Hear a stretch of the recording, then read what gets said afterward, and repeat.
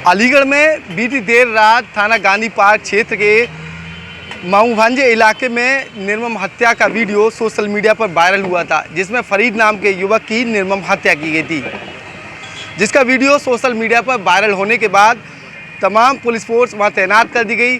सुपुर्द खाक जो फरीद का जनाजा है उसे किया गया। उसके बाद तमाम समाजवादी पार्टी के नेता वहां पहुंचे और अलीगढ़ के एडमिनिस्ट्रेशन से उनकी बातचीत भी हुई। तमाम जो मांग थी वो पूरी भी करने के वादे किए गए, साथ ही मुकदमा भी दर्ज किया गया। तमाम और क्या कुछ जानकारी इन सारी बातों को जानते हैं समाजवादी पार्टी के जो वरिष्ठ नेता हैं अजू इसाक साहब, उनसे मुलाकात करते हैं। क्या कहेंगे इस मामले को लेकर?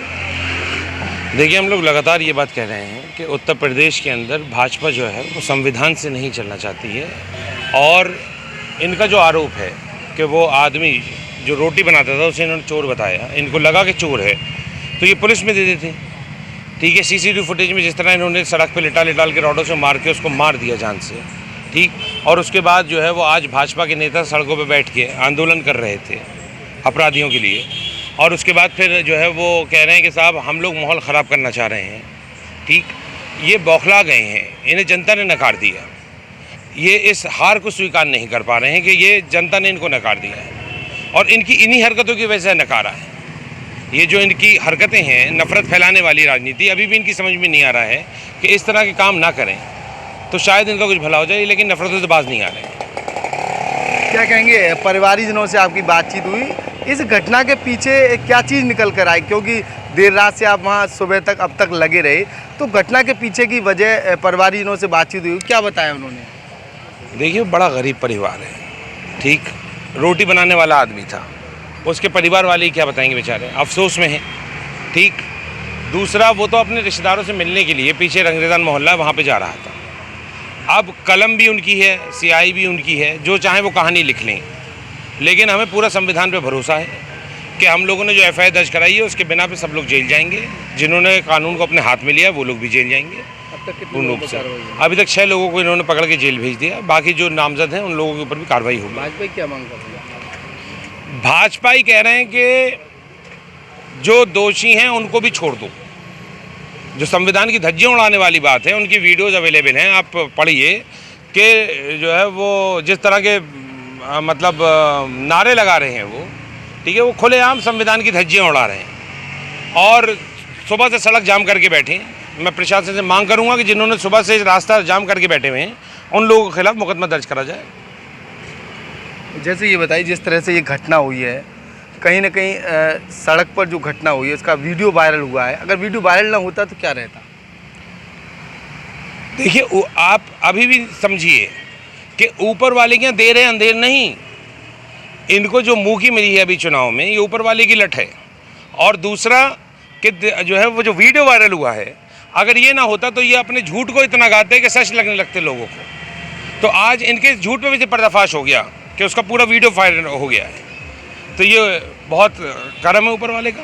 एडमिनिस्ट्रेशन से बातचीत हुई आपकी, तो क्या मांग आपके द्वारा रखी गई है? अलीगढ़ एसएसपी और डीएम अलीगढ़ से क्या मांग रखी गई है? देखिए, हम लोगों को, हमने डीएम साहब से और एसएसपी साहब से ये कहा था कि पहले जो है वो डे लाइट में पैनल बना के वीडियोग्राफी के साथ पोस्टमार्टम होगा। दूसरा कि जो तहरीर परिवार देना चाहता है वो तहरीर दी जाएगी, उसके ऊपर मुकदमा होना चाहिए। जो लोग दिखाई दे रहे हैं सीसीटीवी कैमरे में उन्हीं को नामजद करा गया है और वो जेल जाने चाहिए। दूसरा, परिवार को जो है वो आर्थिक सहायता सरकार की तरफ से मिलनी चाहिए, क्योंकि एक तरफ कहा जा रहा है कि हम मॉब लिंचिंग के खिलाफ कानून लेकर आएंगे और एक तरफ मॉब लिंचिंग हो रही है, तो गृह मंत्री के भी जो है वो सवाल उठता है कि उनकी कथनी और करनी में कितना अंतर है। बाजार वगैरह बंद कर दिया गया है। बाजार बंद करा है भाजपा ने, भाजपा के लोगों ने आज पूरी गुंडाई करी है अपनी, ठीक, और आज उन्होंने जो है वो पूरी अपनी ताकत दिखाने का काम करा है वहाँ पे, और माहौल ख़राब करने का काम किया है। पुलिस से नोकझोंक वगैरह हुई है, तो उनके लिए मैं आपसे क्या कह रहा हूँ, पुलिस का सम्मान वो करेगा जो संविधान में यकीन रखता है। ये संविधान के दुश्मन हैं, ये बाबा साहब भीमराव अम्बेडकर को पसंद नहीं करने वाले लोग हैं, समझ रहे हैं? ये लोग भाजपा जो है वो नहीं चाहती है, ये इनकी करनी है जो दिखाई दे रही है। तो क्या लग रहा है जो ये घटना हुई है इसके पीछे की वजह क्या रही है? अब तक जो माहौल निकल कर आया सामने, मैं बता दूं, तमाम रात से अब तक ये सारी चीज़ें हुई, तो घटना के पीछे की वजह क्या है? 2024 के चुनाव ने भाजपा को ये समझा दिया कि आज हिंदू भाई भी इनके साथ नहीं है। आज भाजपा अकेली खड़ी है।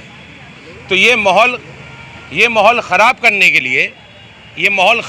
के लिए जो आपसी गंगा जमनी तहजीब है वो किसी तरह बिगड़े। और जो हम लोग रात से प्रयास कर रहे हैं वो इसीलिए कर रहे हैं कि हमने भी लोगों को ये समझाया कि आज अलीगढ़ के अंदर बहुत से हिंदू भाई भी इस घटना की निंदा कर रहे हैं, सिवाय भाजपा के। हिंदू, मुस्लिम, सिख, ईसाई और भाजपाई, समझ रहे हैं? हिंदू, मुस्लिम, सिख, ईसाई और भाजपाई। जैसे आपकी गिरफ्तारी की बात चल रही थी, धरने पर बैठे तो उसके पीछे की वजह क्या थी जो आपकी गिरफ्तारी की मांग थी? मुझे तो गिरफ्तार सबसे पहले कर लेना चाहिए। मेरी डिमांड ये, मुझे इसलिए गिरफ्तार करना चाह रहे हैं कि मैंने कानून का रास्ता अपनाया, और कानून का रास्ता, संविधान का रास्ता अपनाना तो बहुत बड़ा गुनाह है। आज आप संविधान की बात कैसे कर सकते हैं? तो मेरी गिरफ्तारी की बात अगर कर रहे हैं तो मुझे इससे कोई डर नहीं है, लेकिन मैंने अपना शहर जलने नहीं दिया, मैंने आपसी भाईचारा ख़त्म होने नहीं दिया। आज हमें फ़ख्र है समाजवादियों पे, पूरी टीम रात भर लगी रही और समझाती रही, और जो दोषी थे उन्हें जेल भेजा गया। ये बाबा साहब भीमराव अम्बेडकर के दिया हुआ संविधान है, इसका हम धन्यवाद बहुत जो है वो उसका आभार प्रकट करते हैं। जी बिल्कुल, देर रात जो घटना हुई थी उस घटना के बाद आज जनाजा जो है सुपुर्द खाक कर दिया गया है। समाजवादी पार्टी के जो वरिष्ठ नेता थे अजू इसाक के द्वारा जो मांग उनके परिवार के द्वारा की गई थी, इनके द्वारा वो मांग अलीगढ़ प्रशासन से की, अलीगढ़ प्रशासन के द्वारा इनकी मांगों को पूरा किया गया, जिसके बाद सुपुर्द खाक जनाजा किया गया। अब शांति का माहौल अलीगढ़ में नजर आ रहा है।